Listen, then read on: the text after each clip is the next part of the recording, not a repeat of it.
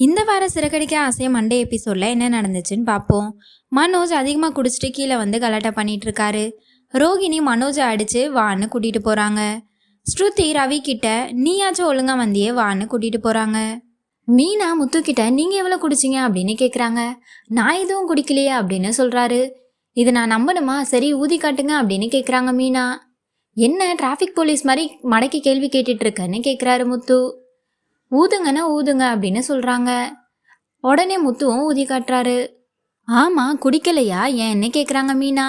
என்ன ஏன்னு கேக்குற, எப்பவும் ஏன் குடிச்சேன்னு தானே கேட்ப அப்படின்னு சொல்றாரு முத்து. இல்ல எப்பவும் குடிக்காத அவங்களே குடிச்சிருக்காங்க, நீங்க ஏன் குடிக்கலன்னு கேக்குறாங்க. தோணல, அன்னைக்கு குடிக்காமலே குடிச்சேன்னு ஆயிடுச்சு, தினமும் எதுக்கு வம்புன்னு தான் குடிக்கல அப்படின்னு சொல்றாரு. அப்ப எப்பவுமே குடிக்க மாட்டீங்களான்னு கேக்குறாங்க மீனா. அப்படிலாம் சொல்லலையே, இன்னைக்கு குடிக்க தோணல, தோணுச்சுன்னா பாத்துக்கலாம், நீ போய் தூங்கு, நான் மாடிக்கு போறேன்னு சொல்றாரு முத்து. மீனாக்கு ஒரே சந்தோஷமாயிடுது. முத்து சவாரி ஏற்றிட்டு போய் ட்ரா பண்ணுறாரு. எவ்வளோ ஆச்சுப்பான்னு கேட்குறாங்க. பேக்கெட்டில் காசு இல்லை, 2 நிமிஷம் வெயிட் பண்ணுறீங்களா, கடைக்குள்ளே போயிட்டு வந்துடுறேன்னு சொல்கிறாங்க. ஏன் சார் ஏதாச்சும் பொருள் வாங்க போகிறீங்களான்னு கேட்குறாரு முத்து. இல்லைப்பா இது ஏன் கடை தான், உள்ளே போய் காசு எடுத்துகிட்டு வரேன்னு சொல்கிறாரு. அவர் கடைக்குள்ளே போகும்போது 2 பேரும் நின்றுட்டு நாங்கள் சொல்கிறத நீ கேட்டு தான் ஆகணும், ஒழுங்காக கடையை கொடுத்துட்டா உனக்கு நல்லதுன்னு மிரட்டுறாங்க. அதை பார்த்துட்டு இருந்த முத்து என்ன சார் என்னாச்சுன்னு கேட்குறாரு. இல்லை தம்பி, ரவுடி பசங்க குறைஞ்ச விலைக்கு கடையை எழுதி தர சொல்லி மிரட்டுறாங்கன்னு சொல்கிறாரு.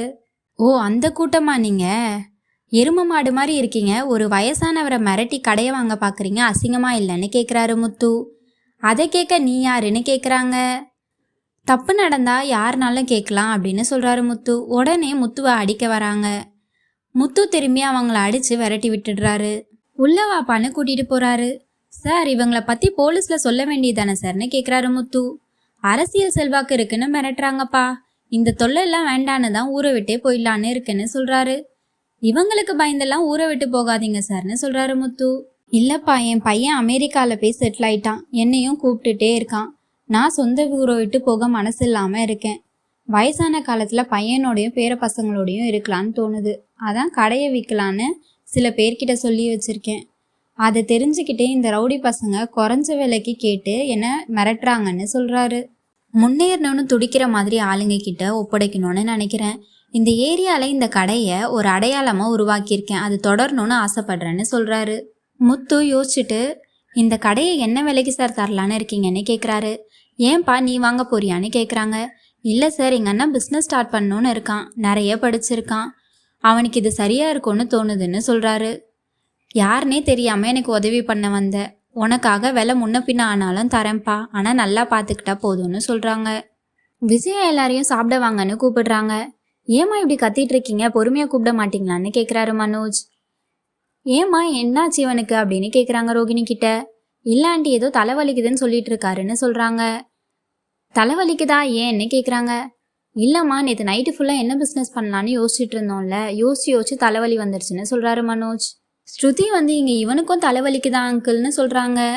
உனக்கும் தலைவலியா அப்படின்னு கேட்குறாங்க விஜயா.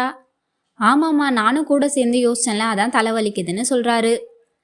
மாறி மாறி யோசிச்சிங்களே, ஏதாச்சும் ஐடியா வந்துச்சான்னு கேட்குறாரு அவங்க அப்பா. இல்லைப்பா இது வரைக்கும் எதுவும் தோணலைன்னு சொல்கிறாரு மனோஜ். முத்து வீட்டுக்கு வந்து இவன் பிஸ்னஸ் ஆரம்பிக்கணும்னு இருக்கான்லப்பா, அதுக்கு ஒரு ஐடியா இருக்குது அப்படின்னு சொல்கிறாரு. ஆமாம் இவர் பெரிய தொழிலதிபர், ஐடியா சொல்கிறாரு, அதெல்லாம் படித்து அவங்க பார்த்துப்பாங்க அப்படின்னு சொல்கிறாங்க விஜயா. இத்தனை நாளாக எதுவும் தெரியாமல் தானே இருக்காங்க, என்ன தான் சொல்கிறான்னு கேட்போம், நீ சொல்லுப்பா அப்படின்னு சொல்கிறாரு அவங்க அப்பா. நான் சவாரி ஏற்றிட்டு போனேன்லப்பா, அவர் தன்னோட கடையை விற்கலான்னு இருக்காரு, இந்த டிவி ஃப்ரிட்ஜ்லாம் இருக்கும்ல அந்த கடை தான்ப்பா அப்படின்னு சொல்கிறாரு. உடனே ரவி ஹோம் அப்ளையன்சஸ் ஷோரூம் ஆடான்னு கேட்குறாரு. ஆமாம் அதே தான், ஃபுல் ஏசி, உட்காந்த இடத்துலேருந்து முதலாளியாக வேலை பார்க்கலாம் அப்படின்னு சொல்கிறாரு. ஆமாம் இந்த பிஸ்னஸ் இவனுக்கு பர்ஃபெக்டாக இருக்கும்னு நினைக்கிறேன் அப்படின்னு சொல்கிறாரு ரவி.